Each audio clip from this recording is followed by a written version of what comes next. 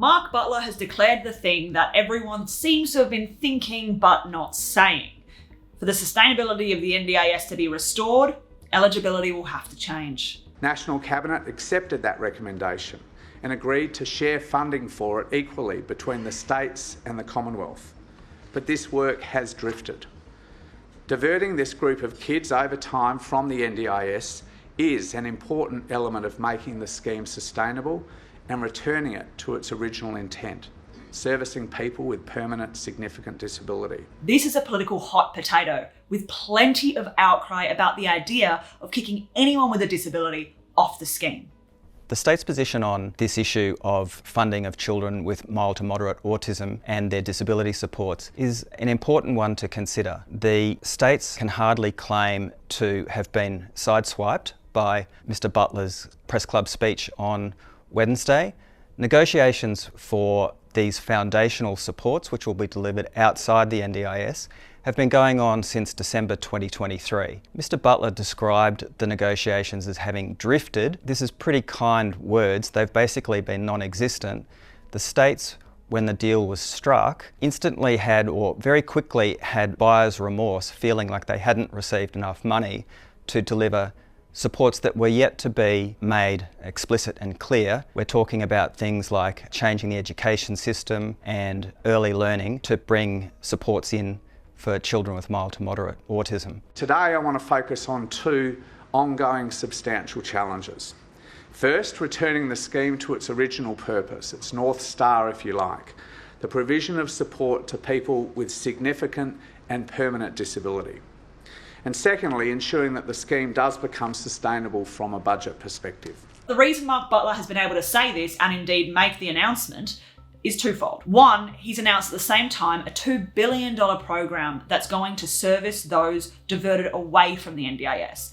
The first cohort that will be diverted off the scheme are children with mild autism. Children with mild to moderate developmental delay or autism need a robust system of supports to help them thrive. A program for thriving kids. And that's the program that I intend to deliver. The program is called Thriving Kids. It's going to come into force by mid-2026, and by mid-2027, when it's been running for about 12 months, that's when those autistic kids will start being diverted away from the NDIS. Access and eligibility changes will be made to do that once the Thriving Kids program is fully rolled out. Children who are enrolled in the NDIS now, or who become enrolled before that time, will remain on the scheme subject to its usual arrangement. The second thing that's allowed Mark Butler to say this is the fact that he is part of a Labor government. If this was being done by a coalition government, a Labor opposition would have a very hard time supporting it. Indeed, Labor would make a big deal of the fact that this is a Liberal government making a cold, cost-cutting move, and as usual, not caring enough about minority Australians. You just need to think back to when Bill Shorten was the Shadow Disability Minister, and almost every day was bringing a photo of a child with a disability missing out on care in the NDIS. If a Liberal Prime Minister uttered the words, "We're going to change eligibility for the NDIS," there would be complete outrage amongst Labor ranks. So it had to be a Labor government. And speaking to many Labor MPs across the left and the right, everyone's pretty comfortable with where the party has landed on this policy and how it's going to manage changing eligibility. We are at a fork in the road right now, I really sincerely believe, where we have to make sure that we shake up this system and get that sort of discipline and integrity into it that will deliver maximum value for people with a disability as well as for taxpayers. There's also plenty of confidence that the legislation needed to change eligibility will pass with the coalition support.